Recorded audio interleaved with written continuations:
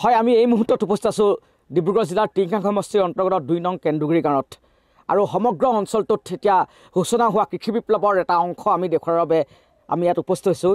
মোৰ যি চৌপাশৰ দৃশ্য দেখুৱাৰ বাবে প্ৰথমতে মোৰ অনুৰোধ জনাম নিতুল গগৈ নামৰ এগৰাকী আদৰ্শ খেতিয়কে তেখেতৰ প্ৰায় ৮ বিঘা জোৰা মাটিত তেওঁলোকে বিভিন্ন ধৰণৰ খেতি কৰিছে।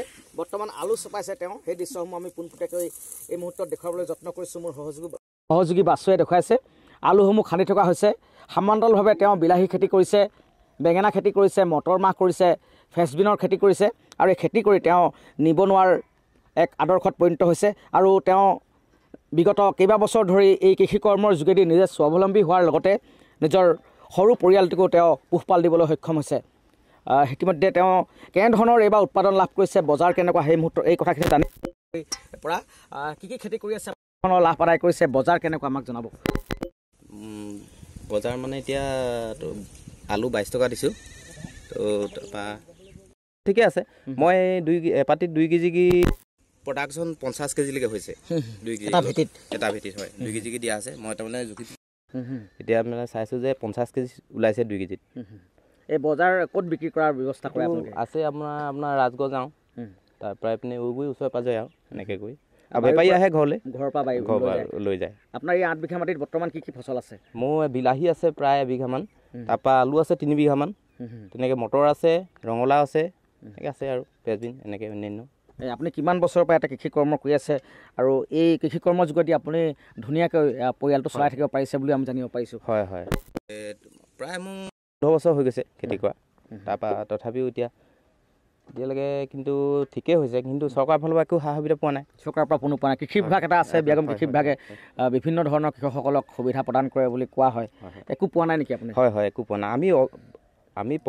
আমি খেতিয়ক হয়, কিন্তু আজিলৈকে আমি চৰকাৰৰ ফালৰ পৰা একো সা সুবিধা পোৱা নাই। সঁজুলি হয় ধৰক যিহেতু পানীৰ মানে কৃত্ৰিম পানীৰ যিটো ব্যৱস্থা কৰিবলগীয়া হয়, চ'লাৰ পাম্পৰ ব্যৱস্থা আছে বা সাৰৰ ব্যৱস্থা, ট্ৰেক্টৰ পৰ্যন্ত প্ৰদান কৰা বুলি কোৱা হয় বা কৰি আছে বুলি কয়। কিন্তু আপোনালোকক দেখিছোঁ বৃহৎ এৰিয়াটোত প্ৰায় সংখ্যক কৃষকে একে অৱস্থা নেকি? আপোনালোকৰ কৃষি বিভাগৰ পৰা কোনো ধৰণৰ সহায় তেনেকৈ নাপায়? এতিয়ালৈকেতো প্ৰায় 2-1 পাইছে। তো ইয়াত আৰু প্ৰায় পাবলগীয়া মানুহ আছে। কাৰণ বিশেষকৈ চাওক, এতিয়া আমি ইমান খেতি কৰোঁ ন, কিন্তু টাইমত আমি এইটো হাল বোৱাবলৈও এটা অসুবিধা হয়। সেইটো টাইমত হাল বোৱাবলৈ টাইমত নাপায়, সেইকাৰণে আমাৰ খেতিটো অলপ পাছ পৰি যায়। তেনেকুৱা ধৰণৰ আছে, সেইকাৰণে আমাৰ সা সঁজুলিটো প্ৰয়োজন হয়। আৰু কৃষি যিটো প্ৰধানমন্ত্ৰী কিষাণ নিধি আঁচনি বা যিটো 2000 টকাকৈ প্ৰদান কৰাৰ যিটো কথা চলি আছে, সেইবিলাক আপোনালোকে চুইছেনে? নাই, আমি এতিয়ালৈকে পোৱা নাই। সেইটো এপ্লাই কৰিছোঁ, কিন্তু এতিয়ালৈকে একো নাই, পোৱা নাই। হয়, নিশ্চয়কৈ অতি দুৰ্ভাগ্যজনক। আপোনালোকৰ পুনৰ কথা পাতি থাকিম আমি। কিছু দৃশ্য মই দেখুৱাই ল'বৰ কাৰণে মোৰ সহযোগী বাছক অনুৰোধ জনাম। খেতি আছে, বিলাহী ডৰা দেখাবৰ কাৰণে মোৰ সহযোগী বাছুৱে যত্ন কৰিছে। অতি দুখৰ বিষয় আছে, যিসকল প্ৰকৃত কৃষকে চৰকাৰৰ সাহায্য পাব লাগে, কিন্তু সেই সাহায্যৰ পৰা তেওঁলোক সদায় বঞ্চিত হৈ ৰয়। আৰু সেই কথাই এতিয়া এগৰাকী খেতিয়ক নিতুল গগৈয়ে উল্লেখ কৰিছে।